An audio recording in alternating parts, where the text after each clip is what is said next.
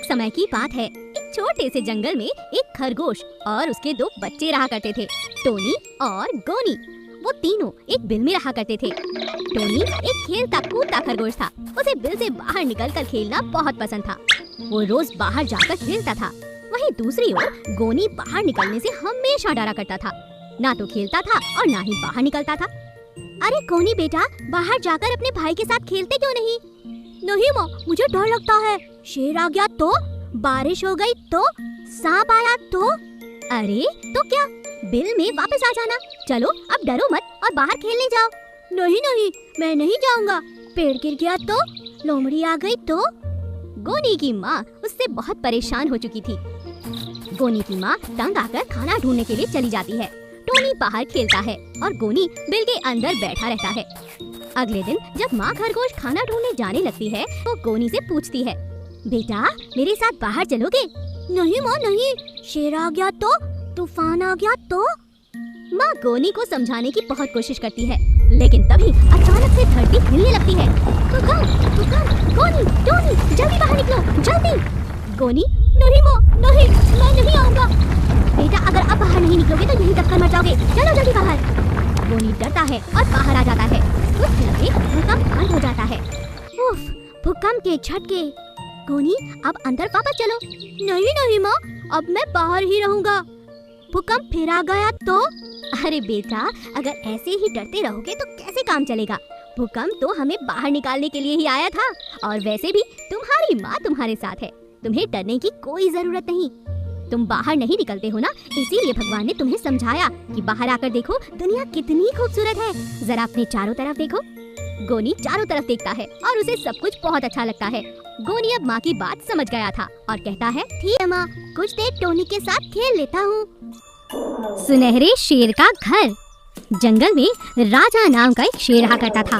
उसका मन बहुत प्यारा था। वो हमेशा सबकी मदद करता था तो वो जंगल का शेर, जंगल का राजा।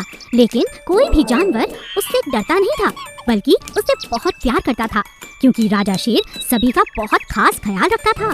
सभी के जन्मदिन पर अच्छे अच्छे उपहार लाकर देता था और कभी भी किसी को दोष नहीं देता था, किसी को नहीं खाता था और सबकी सुरक्षा की जिम्मेदारी लेता था। इतना अच्छा राजा पाकर पूरा जंगल बहुत खुश था। हमारे राजा बहुत अच्छे हैं, उनका मन सोने का है। मुझे यकीन है हमेशा वो हमारी सुरक्षा यूं ही करते रहेंगे।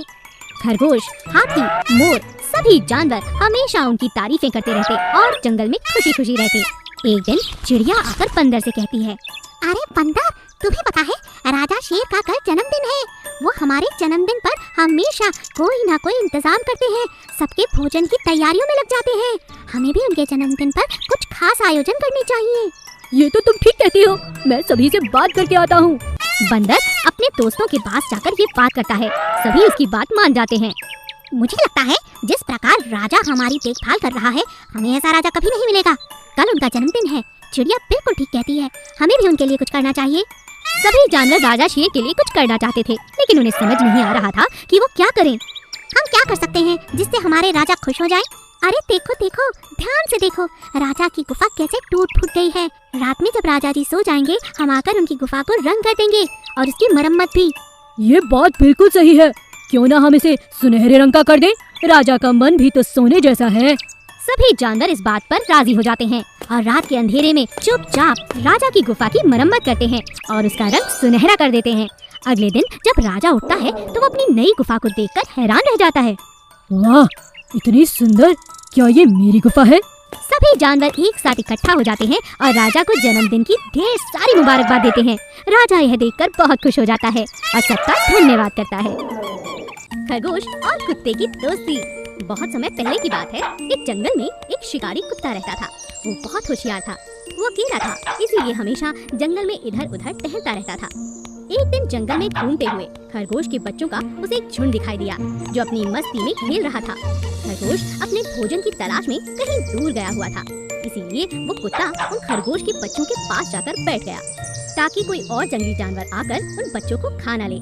जब वो खरगोश वापस आया तो उसने देखा कि एक जंगली कुत्ता उसके बच्चों के पास बैठा है और उसके सारे बच्चे उसके आसपास खेल रहे हैं और वो किसी को भी हानि नहीं पहुंचा रहा। उसके बच्चों को आराम से बैठकर देख रहा है, जैसे उनकी रखवाली कर रहा हो। ये सब देखकर खरगोश को बहुत संतुष्टि हुई और वो कुत्ते के पास गया और उसका हाल चाल पूछने लगा। तुम कैसे हो? मैं ठीक हूँ। तुम बहुत अच्छे हो, तुमने मेरे बच्चों का ख्याल रखा। ये तो मेरा फर्ज था। दोनों में काफी अच्छी दोस्ती हो गई। जब भी खरगोश को अकेला जाना होता तो वो कुत्ते को उसके बच्चों की रखवाली के लिए कह देता। कभी कभी कुत्ता आसपास के छोटे बड़े जानवरों का शिकार करके अपना पेट भर लिया करता था। सब कुछ बहुत अच्छा चल रहा था, लेकिन एक दिन चालाक लोमड़ी ने ये सब देख लिया और उसने सोचा क्यों ना इस बात का फायदा उठाया जाए।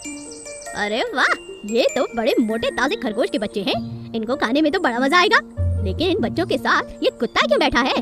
ये तो शिकारी है, क्या ये इनका दोस्त है? उसने धीरे धीरे कुत्ते से अपनी दोस्ती बढ़ानी शुरू कर दी। अब कुत्ता जब भी खरगोश के साथ बाहर जाता तो चालाक लोमड़ी पीछे से आकर खरगोश के बच्चों को उठाकर ले जाती। कई दिनों तक ऐसा ही चलता रहा, जिससे खरगोश के बच्चे कम होने लगे। तब खरगोश ने कुत्ते से इस बारे में बात की। दोस्त, हमारे बच्चे रोज कम होते जा रहे हैं, लगता है उन्हें कोई उठाकर ले जाता है, उनका शिकार करता है। ऐसा कैसे हो सकता है? मेरे होते हुए बच्चों के साथ ऐसा कौन कर सकता है? तुम फिक्र मत करो, कल से शिकार पर मैं नहीं जाऊंगा। मैं बच्चों का ख्याल रखूंगा। मैं भी देखता हूँ किसकी हिम्मत की हमारे बच्चे उठा सके। कुत्ते ने बिल्कुल वैसा ही किया।